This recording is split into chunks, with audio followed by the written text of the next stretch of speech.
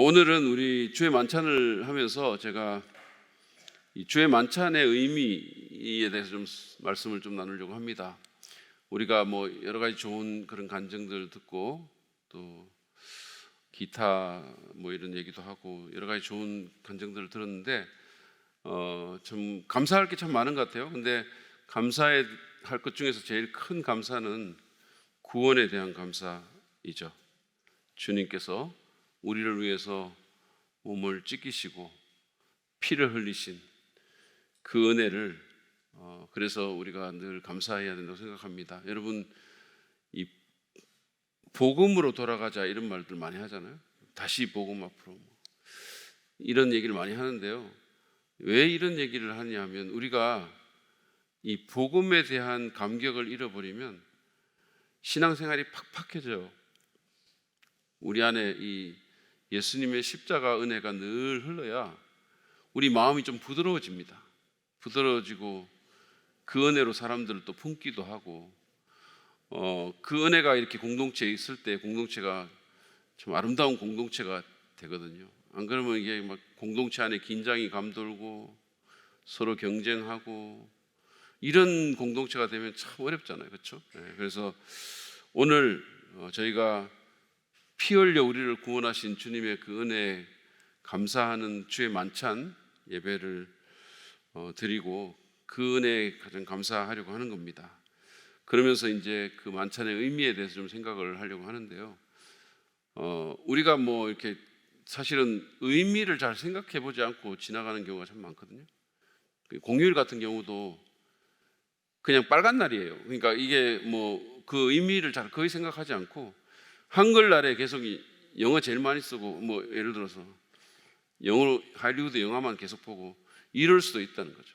그래서 의미를 잘 모르면 결국은 잘못된 태도로 임하게 될 것이고 그러면 주님이 기뻐하시지 않겠죠. 그래서 우리 만찬 예식의 의미가 무엇이며 그로 인해서 우리가 어떤 태도를 갖고 이 만찬에 참여할 수 있을지 한번 생각해 보기를 원합니다. 먼저 우리는 예수 그리스도의 역사적인 구원 사건을 기념하고 감사해야 합니다. 이 주의 만찬은 예수님께서 우리를 위해서 행하신 그 역사적인 구원 사건을 기념하는 사건이죠. 사도 바울이 고린도서 11장 23절 24절에서 이렇게 말씀을 합니다.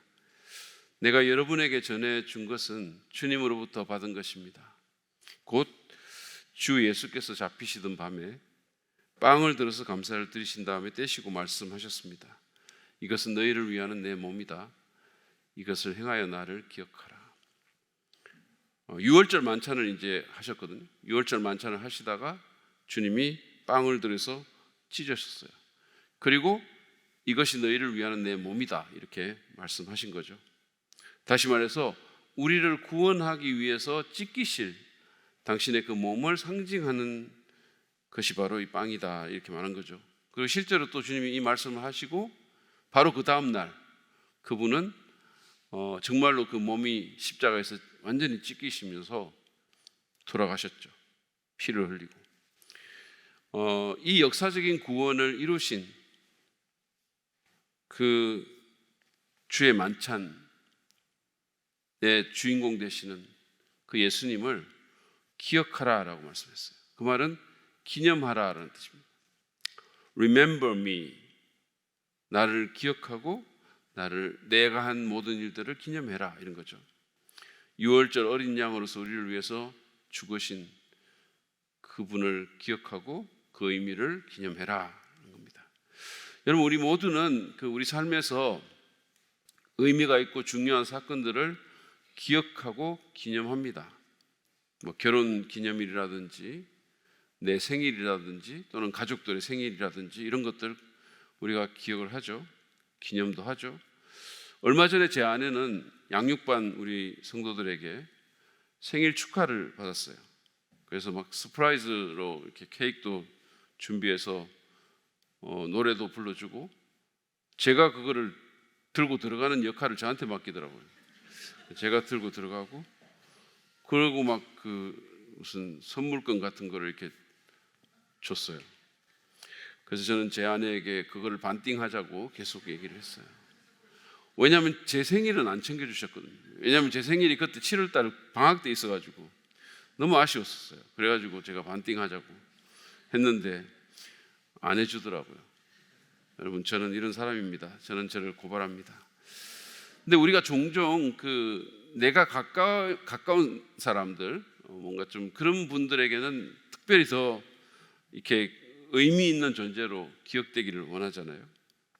그래서 생일날 그 막 케이크 문제가 아니라 누군가가 나를 이렇게 기억해주고 축하한다고 이렇게 말해주고 문자라도 보내주고 기프티콘이라도 이렇게 보내주면 그게 너무 기쁘고 감사한 거예요. 내가 이분한테 이런 기억되는 존재가 되었구나, 이런 생각이 드니까 기쁜 거죠. 그죠? 그래서 부모들이 또 자녀가 그렇게 해주면 너무 기쁘고 감사한 거죠. 우리 박수정 사모님, 지금 여기 없지만 박수정 사모님의 아버지이신 박상복 우리 목사님 사무처장은 작년에 한갑을 맞이하셨는데 자녀들에게 거하게 축하를 받았어요. 결혼한 자녀들이 다 모여가지고 자녀가 넷이거든요. 셋은 결혼을 했어요.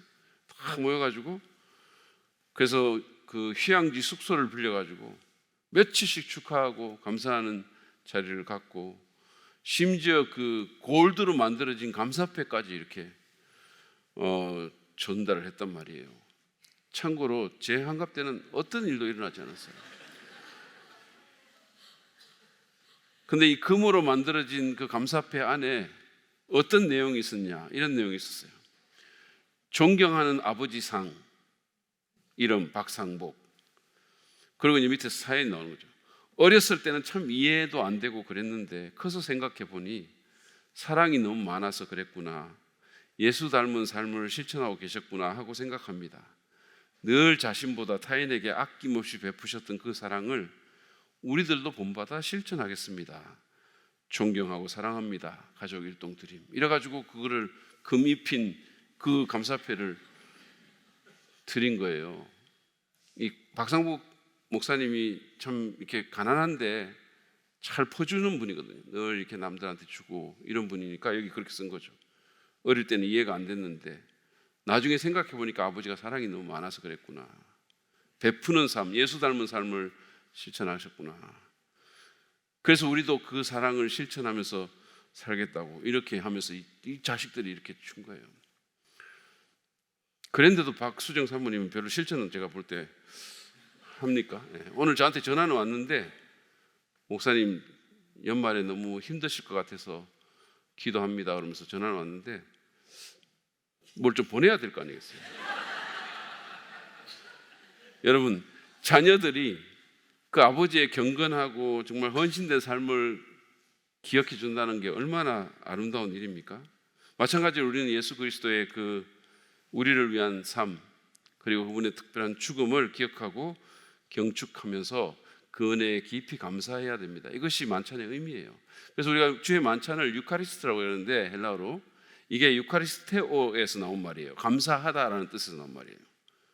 나 같은 죄인을 위해서, 나같이 보잘것없는 나 같은 죄인을 위해서 몸을 찢기시고 피를 흘려서 그렇게 사랑하셔서 나를 구원해 주신 그 주님의 은혜에 깊은 감사를 갖고 이 만찬에 우리가 임하기를 바랍니다. 두 번째로 우리는 주 안에서 하나됨을 향해서 교제해야 합니다. 이 만찬의 의미 중에는 교제라는 의미가 있어요. 펠로십이라는 게 있어요. 사도 바울은 고린도서 10장 16절 17절에서 주의 만찬에 대해서 이렇게 말씀합니다. 우리가 축복하는 축복의 잔은 그리스도의 피에 참여함이 아닙니까? 우리가 떼는 빵은 그리스도의 몸에 참여함이 아닙니까? 빵이 하나이므로 우리가 여럿일지라도 한 몸입니다. 그것은 우리가 모두 그 한 덩이 빵을 함께 나누어 먹기 때문입니다. 바울이 주의 만찬을 설명하면서 이 참여한다라는 표현을 썼거든요. 그리스도의 몸에 참여함이 아닙니까? 피에 참여함이 아닙니까? 근데 이 참여함이라는 용어가 헬라어로 코이노니아라는 용어거든요. 우리가 보통 교제라고 얘기하죠.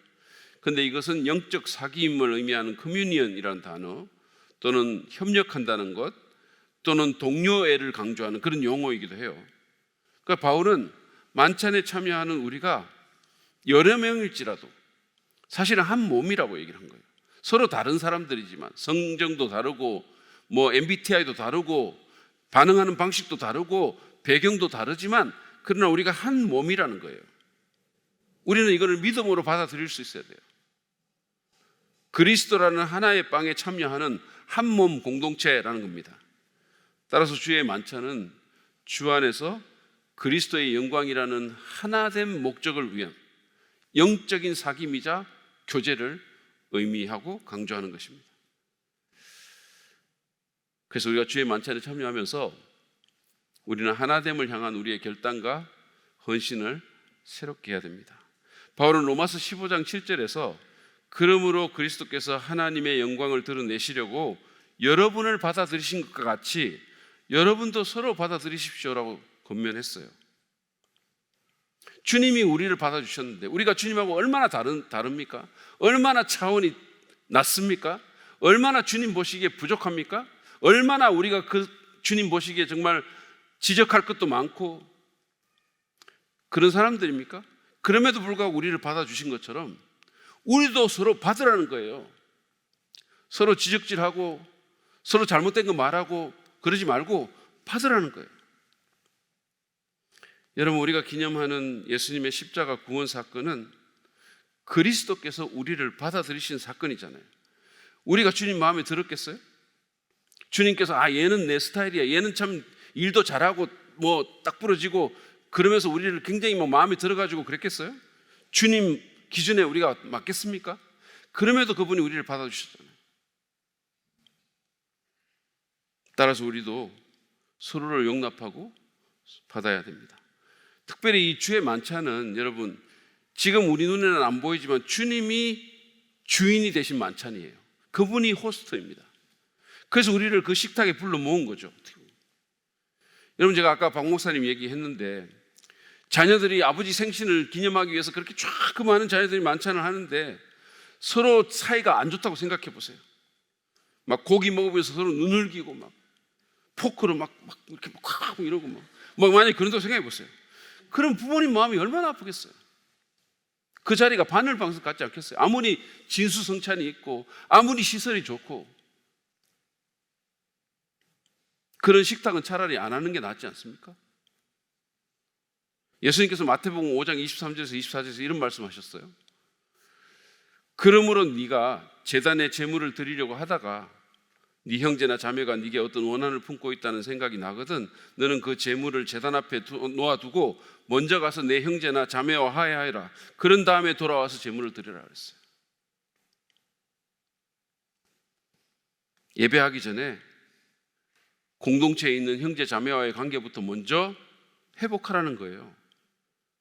주님 마음 아프게 하지 말라는 겁니다.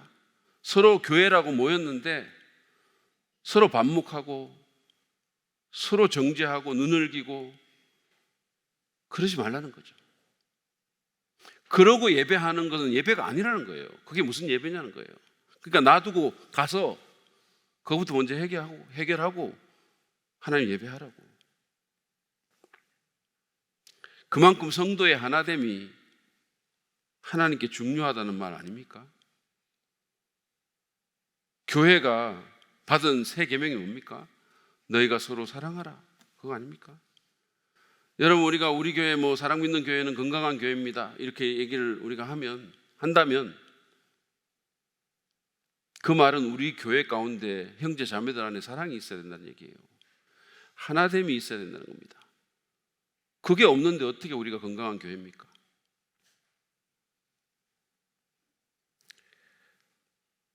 사실은 그 고린도전서 11장에 기록된 고린도 교회의 가장 큰 문제가 뭐냐면 주의 만찬 가운데 하나됨을 해치는 일이 일어났다는 거예요.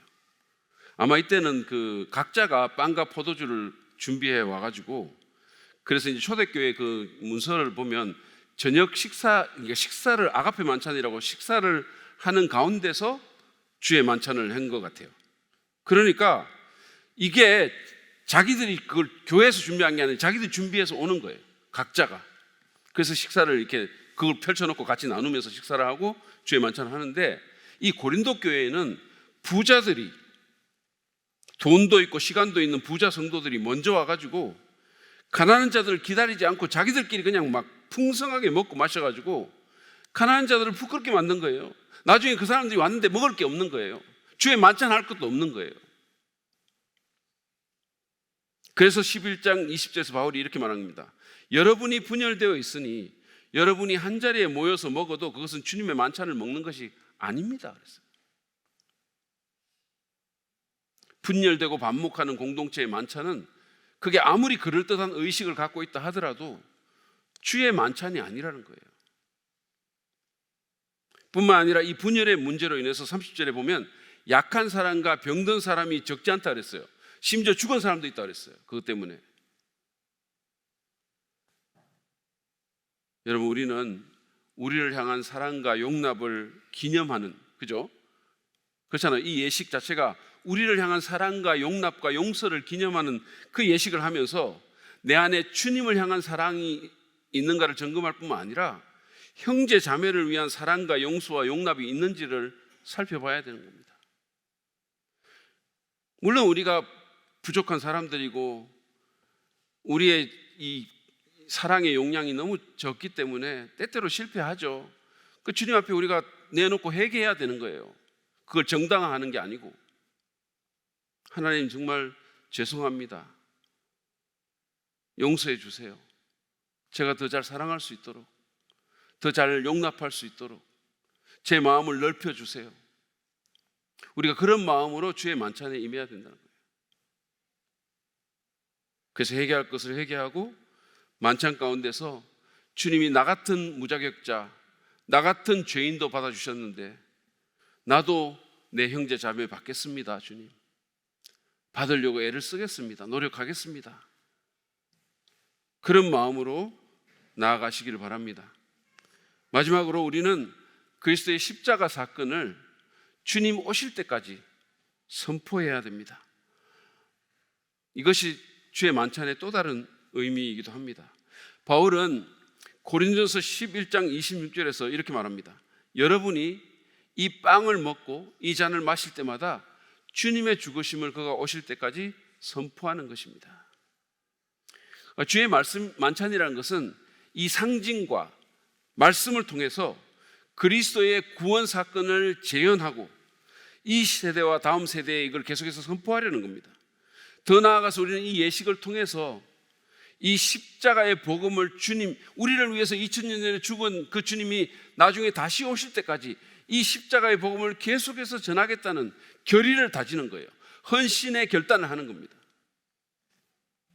여기서 그가 오실 때까지 주의 죽으심을 선포한다라고 했을 때 이 선포한다라는 이 카탄겔로라는 동사가 알리다, 전하다, 설교하다, 전도하다 이런 것으로 번역되는 단어입니다. 여러분, 그리스도의 구원 사건은 그냥 쉬쉬하고 감추는 그런 게 아닙니다. 이거는 드러날 수밖에 없는 거고 드러내야 되는 거예요. 온 천하에 선포해야 되는 겁니다. 그래서 우리는 예수님께서 우리를 위해 죽으시고 그래서 우리의 영원한 운명을 변화시켜 주시고 그리고 사흘 만에 부활하신 이 놀라운 사건을 계속해서 말해야 됩니다. 예전에 우리 세상교회 강희민 목사님께서 전도연 칼럼집을 냈는데 그 책의 제목이 말하지 않을 수 없습니다라는 거였어요. 말하지 않을 수 없습니다. 사도행전 4장 20절에 보면 왜 베드로와 요한이 우리는 보고 들은 것을 말하지 않을 수 없다라는 그 말을 차용한 거거든요. 그래서 말하지 않을 수 없습니다. 그래서 저한테 이제 이 제목에 대해서 이렇게 의견을 물으시더라고. 그래서 제가 많이 팔릴 제목은 아닌 것 같다 이렇게 얘기를 했더니 실제로 그렇게까지 많이 안 팔렸어요. 그래서 제가 사실은 좀 바꾸는 게 좋겠다 이렇게 얘기를 했는데 그대로 내셨거든요. 그래서 물론 이 책이 많이 팔리지는 않았지만 이 제목은 저자의 전도에 대한 그 진정성과 절박함과 간절함을 너무 잘 말해주는 거예요. 그분 마음속으로 말하지 않을 수가 없다. 나는 이거 꼭 말해야 되겠다. 그래가지고 그 책을 낸 거예요. 여러분, 우리 십자가 사건을 꼭 말해야 됩니다. 우리 인생에서 일어난 가장 좋은 일 뭡니까? 좋은 물건 엄청나게 싸게 산 거예요? 뭐 공항에서 연예인 실물 영접한 겁니까? 막 SNS 같은 데 보면 막 그런 얘기들 올라와요. 아, 오늘 막 제니 봤어요. 막 이거 현실 맞아. 막 이러면서 막 엄청 좋아하고 자랑하잖아요. 근데 그리스도께서 나를 위해 죽으시고 부활하셔서 내가 구원받았다는 것, 내가 영생을 얻었다는 소식은 이런 것과는 비교가 안 되는 소식입니다. 우리는 이 소식을 전해야 됩니다. 교회로서도 이 일에 우리가 집중해야 되는 거예요. 다른 거 할 게 많지만 이게 우리가 해야 될 가장 중요한 미션이라는 거죠. 바울은 고린도서 1장 22절 23절에서 이렇게 말합니다. 유대 사람은 기적을 요구하고 그리스 사람은 지혜를 찾으나 우리는 십자가에 달리신 그리스도를 전합니다. 교회에서 막 무슨 인문학하고 이런 게 아니고 우리는 십자가에 달리신 그리스도를 전해야 되는 거예요. 인문학도 그것이 그리스도의 십자가를 부각시킬 때, 그것이 전도하는데 더 효과적으로 작용할 때 의미가 있는 거지. 인문학 자체가 무슨 의미가 있습니까?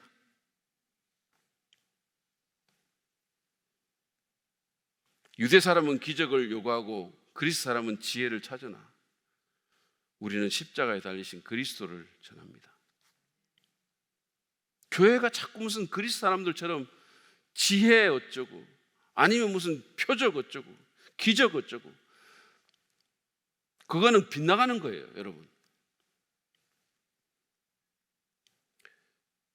왜냐하면 그리스도는 하나님의 능력이자 지혜이기 때문이에요. 그래서 거기에 우리가 집중해야 되는 거예요. 사도 바울은 갈라디아 6장 10절에서 또 이렇게 14절에서 이렇게 말합니다. 우리 주 예수 그리스도의 십자가밖에는 자랑할 것이 아무것도 없습니다. 여러분이 자랑하는 건 뭡니까? 제가 자랑하는 건 뭘까요? 학입니까? 무슨 목회 결과물입니까?